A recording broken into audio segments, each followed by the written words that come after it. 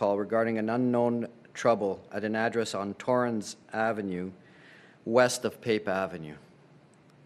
Officers from 54 Division attended and were approached by an occupant of the dwelling and were directed into the home. At this time, the lifeless body of a female was located in a bedroom. Toronto Paramedic Services attended and life-saving efforts were commenced. The deceased was observed to be suffering from obvious signs of trauma and subsequently succumbed to her injuries. The deceased was not transported to the hospital.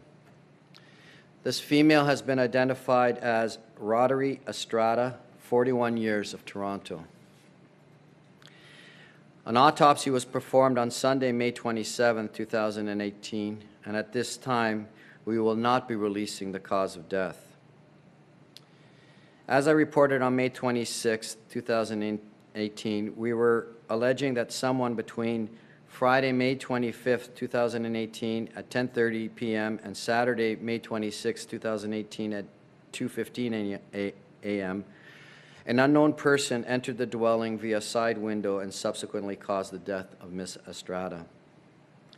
Since the time of the homicide, the Toronto Police Forensic Identification Unit has conducted a systematic and meticulous examination of the dwelling belonging to Ms. Estrada.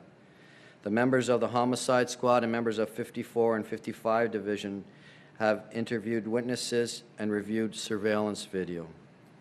As a result of this work, I am reporting that an arrest has been made.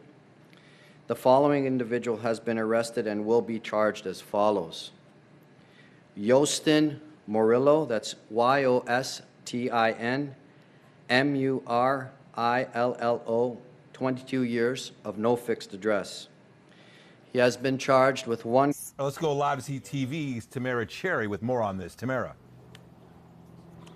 Well, Nathan and Steph, we've learned a little bit more about the young man who's accused of this first-degree murder. Firstly, this was definitely not the first time that he's been at the North York Courthouse. In fact, he was there just last week when he was charged with breaching a bail condition from a previous charge.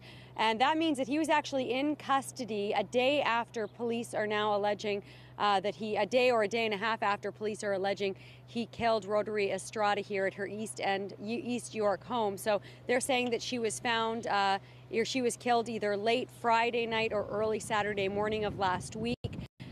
They say that he has been in custody. Court documents show, rather, that he's been in custody since May 27th on the charge of breaching a bail condition. Now, I can tell you that he has a long history of run-ins with police just since November, not counting this first-degree murder charge. He has faced charges including a theft under $5,000 from a downtown commercial store, uttering threats, assault, breaching bail conditions, and now, of course, we have this charge of first-degree murder. We spoke with a young man who knew the man who's now before the courts at the courthouse. He told us that he knew him from the shelter system, that this man who's now before the courts has bounced from shelter to shelter, that he had a rough life.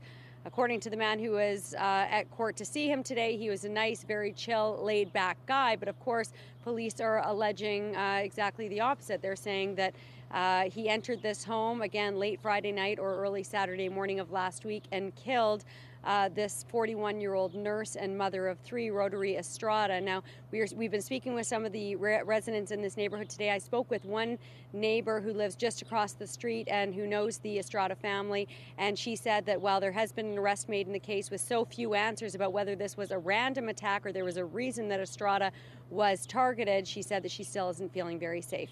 That's it for now from the scene. I'll throw it back inside to you guys. All right.